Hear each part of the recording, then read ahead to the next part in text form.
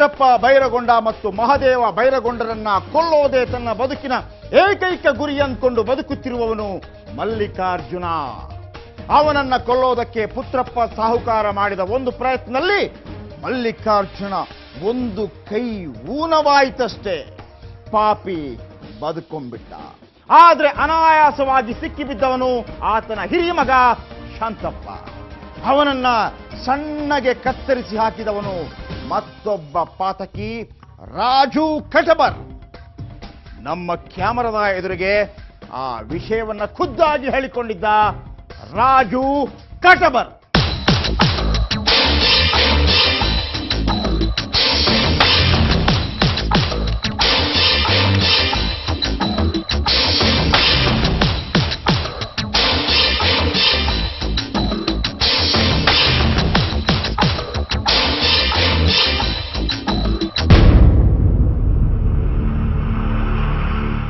Notorious ಹಂತಕರಾದ ಚಂದಪ್ಪ, ಶಿವಾಜಿ, ಕೇಶಪ್ಪ ಮತ್ತು ಮಲ್ಲಿಕಾರ್ಜುನರ ಗುಂಪಿನಲ್ಲಿ ಕಾಣಿಸಿಕೊಂಡ ಇನ್ನೊಂದು ಖತರ್ನಾಕ್ ಬೇಸ್ಕಟ್ಟಿದು.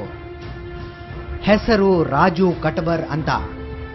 ಇನ್ಫ್ಯಾಕ್ಟ್ ಹಂತಕರ ಪಡೆಯಲ್ಲಿ ಉಳಿದೆಲ್ಲರಿಗಿಂತಲೂ ಈ ರಾಜು ಆತ್ಮೀಯನಾಗಿದ್ದದ್ದೇ ಮಲ್ಲಿಕಾರ್ಜುನನ ಜೊತೆ. ಈತನ ಜೊತೆ ಸೇರ್ಕೊಂಡು 10 ಕೊಲೆ, ಸುಲಿಗೆ, ದರೋಡೆಗಳನ್ನ ಮಾಡ್ದ ಕಟಬರ ರಾಜು. ಮಾಡೀವಿ, ಅವ್ರ ಹೆಸರು ಗೊತ್ತಿಲ್ಲ, ಹೋಗಿವಿ, ಮಾಡೀವಿ, ಅವ್ರ ಜೊತೆ ಶೇರ್ ಮಾಡೀವಿ. ಅವರು ಹೇಳ್ತಿರು, ಕರ್ಕೊಂಡು ಹೋಯ್ತಿರು, ರಾತ್ರಿ ಹೋಗ್ತಿದ್ದೀವಿ, ಹೊಡಿತಿದ್ದೀವಿ, ಬರ್ತಿದ್ದೀವಿ, ಮಾಡಿದ್ದೀವಿ. ಒಂದು 5-6 ಹೇಳಿ ಕೇಳೋದು, 5-6 7 8 10 ಮಾಡೀವಿ. ಇಷ್ಟೆಲ್ಲ ಮಾಡಿ ತಲೆ ತಪ್ಪಿಸಿಕೊಂಡು ಮುಂಬೈಗೆ ಹೋಗಿದ್ದ ರಾಜು ಕಟಬರ್ನನ್ನ ಪೊಲೀಸರು ಅಲ್ಲಿಂದ ಎಳ್ಕೊಂಬಂದ್ರು. ಈತನಿಗೆ ಕೋರ್ಟಿನ ಖರ್ಚಿಗೆ ಒತ್ತಟ್ಟಿಗಿರ್ಲಿ, ಜೈಲಿನ ಸಣ್ಣ ಪುಟ್ಟ ಖರ್ಚಿಗೂ ನಯಾ ಪೈಸೆ ದುಡ್ಡು ಕೊಡದೆ ಕೈ ಎತ್ತಿಬಿಟ್ಟ ಮಲ್ಲಿಕಾರ್ಜುನ. ಇದ್ದು ಬದ್ದ ಹೊಲ ಮನೆ ಮಾರಿ ಈತ ಜಾಮೀನು ತಗೊಂಡ. ಆವತ್ತಿಗೆ ಮಲ್ಲಿಕಾರ್ಜುನನಿಗೂ ರಾಜು ಕಟಬರನಿಗೂ ಬಿಟ್ಟೋಯ್ತು. ಅದು ದ್ವೇಷವಾಗಿ ಮಾರ್ಪಟ್ಟಿದ್ದು ಮಲ್ಲಿಕಾರ್ಜುನನ ಮಗ ಶಾಂತಪ್ಪ ರಾಜುನ ತಾಯಿಗೆ ಆಡಬಾರದ ಮಾತೊಂದನ್ನ ಆಡ್ದಾಗ. ನಮ್ಮ ಅಮ್ಮನಿಗೆ ಅಂದ, ನಿನ್ನ ಮಗ ನಿನ್ನ ಗಂಡನಿಗೆ ಹುಟ್ಟಿದ್ರೆ ಮಾತ್ರ ಕೋರ್ಟಿಗೆ ಕೊಟ್ಟು ಕಳಿಸ್ತೀವಿ ಅನ್ನೋವಾಗ ನಮ್ಮ ತಯಾರಿದ್ರು, ನನಗೆ ಈ ಸವಾಲಾಗ್ತಾನೆ ಅಂದರೆ ನೀನು ಯಾಕೆ ಬಿಡ್ತಿ, ಯಾವಾಗದ್ರ ಮೇಲೆ ಸಾಯೋದು, ನನಗೆ ಮಕ್ಕಳಿಲ್ಲಲ್ಲ, ನೀನು ಇಲ್ಲ, ಹುಟ್ಟಿಲ್ಲ ಅಂತ ತಿಳ್ಕೊತೀನಿ, ಹೋಗುತ್ತಂದ ತಕ್ಷಣ ಹೋಗುದ್ದು ಸರ್. ಅವನಂದ, ನೀ ಮಾಡೋದಿತ್ತು ನೀ ಮಾಡು, ಆದ್ರೆ ಪುತ್ರಪ್ಪ ಮಹಾದೇವ ಸೌಕರ್ನ ಹತ್ರ ಒಯ್ದು ಕೊಡಕ್ಕೆ ಹೋಗ್ಬೇಡತ್ತಂದ. ನಾನೊಂದೆ ಅಂಥ ಲುಚ್ಚ ನನ್ನ ಮಗ ನಾನಲ್ಲ, ಯಾರ ಕೈಯಲ್ಲಿ ಒಯ್ದು ಯಾರು ಪ್ರಾಣ ಕೊಡೋದಲ್ಲ, ಸ್ವಂತ ಡೇರಿಂಗ್ ನನ್ನ ಹತ್ರ ಇದೆ, ನಾನು ಹೊಡಿತೀನಿ, ನೀನು ನನಗೆ ಹೊಡಿಲಿಕ್ಕೆ ಹೆಂಗೆ ಸಂಚು ಮಾಡಿದಲ್ಲ, ನಾನು ನಿನಗೆ ಹೊಡೆಯೋಕ್ಕೆ ಸಂಚು ಮಾಡೀನಿ, ನಾನು ಮಾಡ್ತೀನಿ ಅಂತ ಹೇಳಿ ಮಾಡಿದೆ ಸರ್. ಬಾಡಿ ಅರಕೇರಿ ಗುಡದಲ್ಲಿ ಅಲ್ಲೇ ಹೊಡೆದು ಅಲ್ಲೇ ಬಾಡಿ ಅಲ್ಲೇ ಹೋಗ್ಬಿಟ್ಟಿನಿ ಸರ್. ಅರಕೇರಿ ಅಮೋಘ ಸಿದ್ಧ ಅಂತ ದೇವಸ್ಥಾನ ಇದೆ ಸರ್, ಅದ್ರ ಪಕ್ಕನೇ ಸ್ವಲ್ಪ ಸೈಡು, ಸ್ವಲ್ಪ ಅಲ್ಲೇ ಗುಡಿಗಾಡ ಜಂಗಲ್ ಇದ್ದಂಗಿದೆ ಸರ್, ಅಲ್ಲಿ ಹೋಗಿದ್ದೀವಿ. ಹಾಗೆ ತಾನು ಮಲ್ಲಿಕಾರ್ಜುನನ ಮಗ ಶಾಂತಪ್ಪನನ್ನ ಕೊಂದಿದ್ದು ಸ್ವಂತ ಇಚ್ಛೆಯಿಂದ ಮತ್ತು ಸ್ವಂತ ಶಕ್ತಿಯಿಂದ, ಅದಕ್ಕೆ ಬಹಿರ್ಗೊಂಡ ಸಾಹುಕಾರರ ಸಪೋರ್ಟ್ ಇರಲಿಲ್ಲ ಅಂತಾನೆ ರಾಜು ಕಟಬರ್.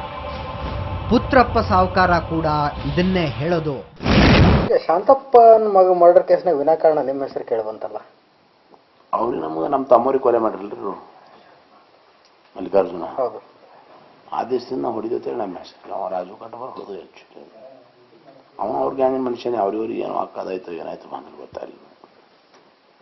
ಅವ್ರ ಮನುಷ್ಯನೇ ರೀ ಅವನು, ಅವ್ರ ಗ್ಯಾಂಗಿರೋನು, ಅವರೆಲ್ಲ ಒಂದೇ ಗ್ಯಾಂಗ್. ಅವ್ರ ಮನುಷ್ಯನೇ ರೀ ಅವನು. ಮುಂದೆ ಅವ್ರಿಗೆ ಏನು ದುಡ್ಡಿನೂ ಆದಾಯ್ತು ಏನು ತಕರು ದೇವರಿಗೆ ಎಲ್ಲ ಇದ್ರ ಮಂದಿ ಅದು. ಅವ್ರೇನು ದುಡಿಯೋರಲ್ಲ, ದುಃಖ ಬಿಡೋರಲ್ಲ. ರಾಜು ಕಟಬರ್ ನಿಮ್ಮ ಜೊತೆ ಹೆಂಗಲ್ಲ? ನಮ್ಮ ಜೊತೆ ನಮ್ಮ ಬರೀ ಬರೋದಿಲ್ಲ, ಹೋಗೋದಿಲ್ಲ. ನಮ್ಮ ಜೊತೆ ಕೆಟ್ಟು ಇಲ್ಲ, ಚಲೋ ಇಲ್ಲ, ಒಳ್ಳೇದು ಇಲ್ಲ. ಈ ಮಾತನ್ನ ಭೀಮಾತೀರ ನಂಬೋದಿಲ್ಲ. ಇನ್ನು ಮಲ್ಲಿಕಾರ್ಜುನ ನಂಬೋದಂತೂ ಸಾಧ್ಯನೇ ಇಲ್ಲ. ಮೊದಲೇ ತಹತಹ ಅಂತ ಕುದೀತಿದ್ದವನು ಮಗನ್ನ ಕಳ್ಕೊಂಡ ಮೇಲೆ ಇನ್ನೂ ರಾಂಗ್ ಆದ ಮಲ್ಲಿಕಾರ್ಜುನ ತನ್ನ ಹಿರಿಮಗನನ್ನ ಕಳಿಸಿ ಈತನ ಮೇಲೆ ಫೈರಿಂಗ್ ಮಾಡಿಸ್ದ. ಧರ್ಮರಾಜ ಅಂತ ಆತನ ಹೆಸರು.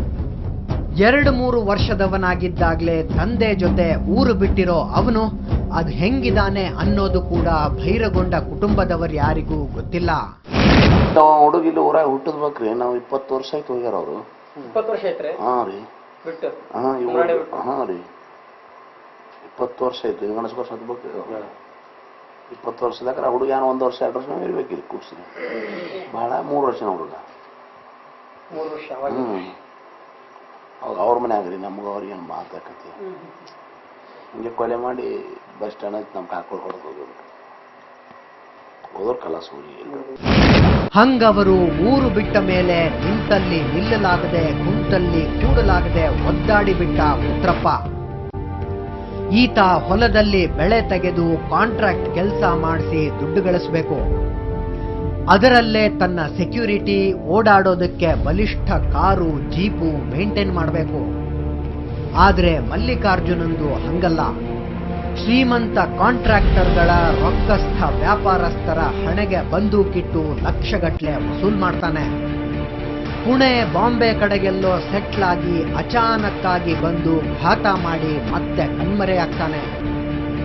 ಕಣ್ಣೆದುರಿಗಿರೋ ಶತ್ರುವಿಗಿಂತ ಮರೆಯಲ್ಲಿರೋ ಶತ್ರುವೇ ಡೇಂಜರು ಅನ್ನೋ ಮಾತು ಪುತ್ರಪ್ಪನ ವಿಷಯದಲ್ಲಿ ಸತ್ಯವಾಗಿದೆ.